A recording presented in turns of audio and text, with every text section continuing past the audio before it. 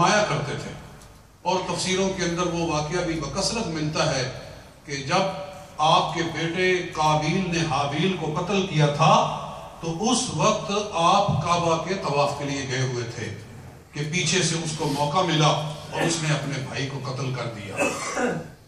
تو طواف کعبہ کا سلسلہ تب سے شروع ہوا ہے، اس لیے اللہ فرما رہا ہے کہ ابراہیم علیہ السلام کعبے کی بنیادوں کو اٹھا رہے تھے، اور حدیث میں آتا ہے کہ اللہ نے جب فرمایا کہ اس جگہ پر کعبہ شریف بناؤ تو انہوں نے عرض کیا کہ مولا مجھے اس کی حد بندی فرما دے، اس کی حدود بتا دے کہ جہاں میں نے کعبہ بنانا ہے۔ تو اللہ تعالیٰ نے بدلی بھیجی، فرمایا کہ بدلی جہاں رک جائے اس پر نشان لگا دینا اور پھر کھدائی کرنا۔ چنانچہ جب نشان لگائے اور کھدائی کی تو نیچے سے حضرت آدم علیہ السلام والی بنیادیں برآمد ہو گئی۔ تو ان کے اوپر پھر حضرت ابراہیم علیہ السلام نے کعبہ شریف کو کھڑا کیا۔ اندازہ کریں کیا عظیم الشان مقام ہے کہ اللہ کا پیغمبر خلیل اللہ علیہ السلام کعبہ بنانے کے لیے مستری کا کام کر رہے ہیں، بلڈر کا کام کر رہے ہیں، مستری بن گئے ہیں۔ اللہ کے پیغمبر حضرت خلیل اللہ علیہ جن کو اللہ نے اپنا خلیل بنایا ہے، وہ مستری کے طور پر کام کر رہے ہیں، اور ان کے بیٹے اسماعیل علیہ السلام جو ذبیح اللہ ہیں، جو اللہ کے پیغمبروں میں سے عظیم شان رکھتے ہیں، جن کی نسل میں اللہ تعالیٰ نے اپنے محبوب کو رکھا، رسول پاک صلی اللہ علیہ وسلم کو رکھا۔ یہ کوئی چھوٹی شان ہے؟ ابراہیم علیہ السلام کو اللہ نے یہ بھی اعزاز دیا کہ اللہ تعالیٰ نے ان کے بعد آنے والے قیامت تک کے جتنے پیغمبر تھے ہزاروں کی تعداد میں، وہ سارے کے سارے ابراہیم علیہ السلام کی اولاد میں ڈال دیے۔ یعنی ان کو یہ اعزاز دے دیا کہ اب جو بھی پیغمبر آئے گا وہ ابراہیم آپ کی اولاد میں آئے گا، آپ کی اولاد سے باہر کوئی پیغمبر نہیں آئے گا۔ اس لیے قرآن پاک میں اللہ ارشاد فرماتا ہے وَجَعَلْنَا فِي ذُرِّيَّتِهِ النُّبُوَّةَ وَالْكِتَابَ، ہم نے ابراہیم کی اولاد میں نبوت اور کتاب رکھ دی، ان کی ذریت میں ہم نے کتاب اور نبوت رکھ دی۔ مطلب یہ کہ جتنے نبی آئیں گے ان کی اولاد میں آئیں گے، اور جتنی کتابیں نازل ہوگی ان کی اولاد میں نازل ہوگی۔ یہ ان کا مرتبہ اور ان کا اعزاز ہے۔ تو اور یہ بھی آپ نے علماء سے سنا ہوگا کہ آپ کے دو بیٹے تھے، اسحاق علیہ السلام اور اسماعیل علیہ السلام۔ اسماعیل علیہ السلام آپ کے بڑے بیٹے اور اسحاق علیہ السلام آپ کے چھوٹے بیٹے ہیں، 1 سال کا فرق ہے ان کے اندر۔ حضرت اسماعیل علیہ السلام ہاجرہ رضی اللہ عنہا کی اولاد ہیں، بیٹے ہیں، اور اسحاق علیہ السلام حضرت سارہ کی اولاد ہیں، ان کے بیٹے ہیں۔ 1 سال کا فرق ہے، اور اللہ نے تقسیم یہ فرمائی کہ باقی سارے نبی حضرت اسحاق کے پلے میں ڈال دیے، اور تنہا اپنے محبوب کو حضرت اسماعیل کے پلے میں ڈال دیا۔ یعنی سارے نبی ایک پلے میں اور اللہ کا محبوب ایک پلے میں۔ بتایا اللہ تعالیٰ نے کہ میرا محبوب وہ اکیلا ہی سارے رسولوں پر بھاری ہے، سارے نبیوں پر بھاری ہے۔ تو یہ شان اللہ تو ان کو بخشی۔ وہ لوگ جو پیغمبروں کے جد اعلیٰ ہیں، اللہ تعالیٰ ان کے ہاتھوں سے اپنا گھر تعمیر کروا رہا ہے، کعبہ تعمیر کروا رہا ہے۔ اور خدا ارشاد فرماتا ہے وَإِذْ يَرْفَعُ إِبْرَاهِيمُ الْقَوَاعِدَ مِنَ الْبَيْتِ وَإِسْمَاعِيلُ، حضرت ابراہیم اور اسماعیل دونوں مل کر کعبہ بنا رہے ہیں، اور ساتھ میں دعا بھی کر رہے ہیں، دعا کرتے ہیں، یعنی اللہ کا ذکر کر رہے ہیں، خدا کا گھر بنا رہے ہیں اور ساتھ میں اللہ کا ذکر کر رہے ہیں۔ اللہ کام بھی کرو، ساتھ میں اللہ کا ذکر بھی کرو۔ ایسے ہی ہونا چاہیے مومن کو کہ مومن کام بھی کرے اور ساتھ میں اللہ کا ذکر بھی کرے۔ ہمارے بلڈر نماز بھول جاتے ہیں، ہمارے مستری ان کو نماز یاد نہیں رہتی کہ ہم نے نماز بھی پڑھنی ہے۔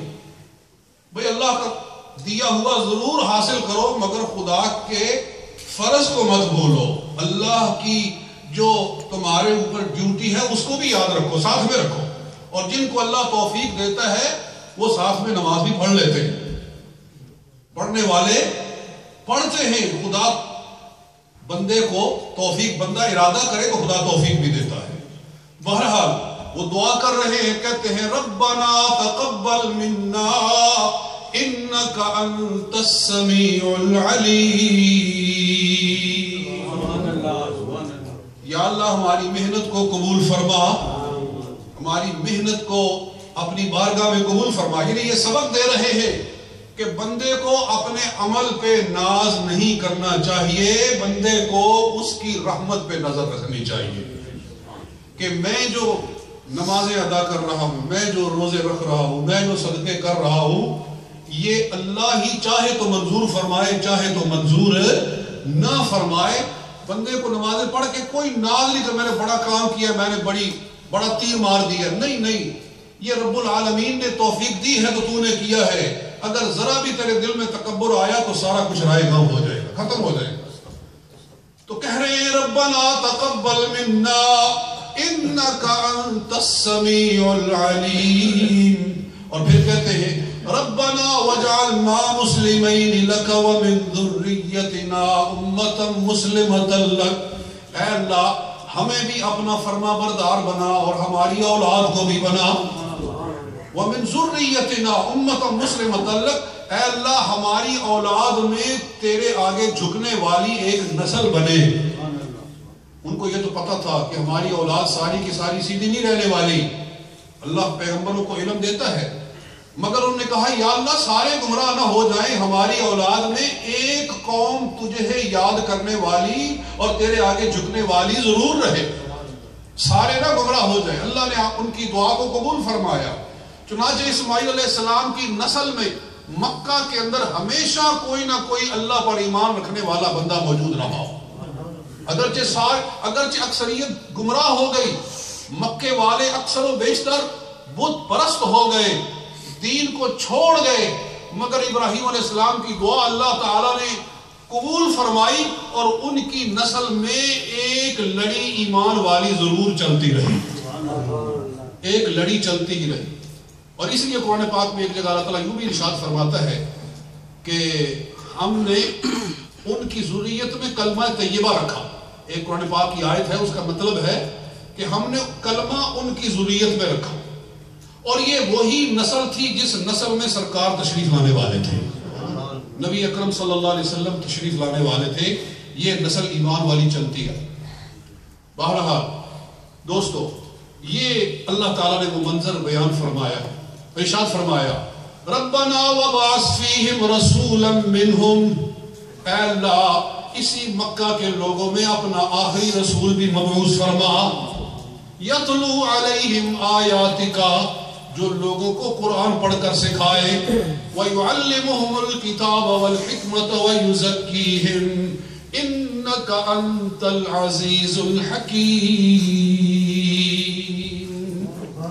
قربان جائیں، رسول پاک صلی اللہ علیہ وسلم کی آمد کے لیے ابراہیم علیہ السلام کعبہ بنا کر دعا کرتے ہیں، یعنی عرض کرتے ہیں یا اللہ کعبہ ہم نے بنایا ہے، جو گھر بن گیا اس کا نام ہے بیت اللہ، جو گھر بنا اس کا نام کیا ہے؟ بیت اللہ. اور جو مستری ہے اس کا نام ہے خلیل اللہ، بنانے والا خلیل اللہ. جو گھر بنا ہے وہ ہے بیت اللہ، اور جو مزدوری کرتا ہے اس کا نام ہے ذبیح اللہ. مزدور ذبیح اللہ، مستری خلیل اللہ، جو گھر بنا ہے وہ ہے بیت اللہ. تو دعا یہ کرتے ہیں مولا اگر تو چاہتا ہے کہ یہ بیت اللہ قیامت تک آباد رہے تو یہاں بھیج دے اپنا حبیب اللہ. اے اللہ حبیب اللہ کو یہاں بھیج کہ ان کے آنے سے تیرا گھر قیامت تک آباد رہے. چنانچہ حضور آئے تو کعبہ اللہ کو بت خانہ سے خانہ خدا بنا دیا. یہ کعبہ بتوں سے بھر دیا گیا تھا. بت خانہ 300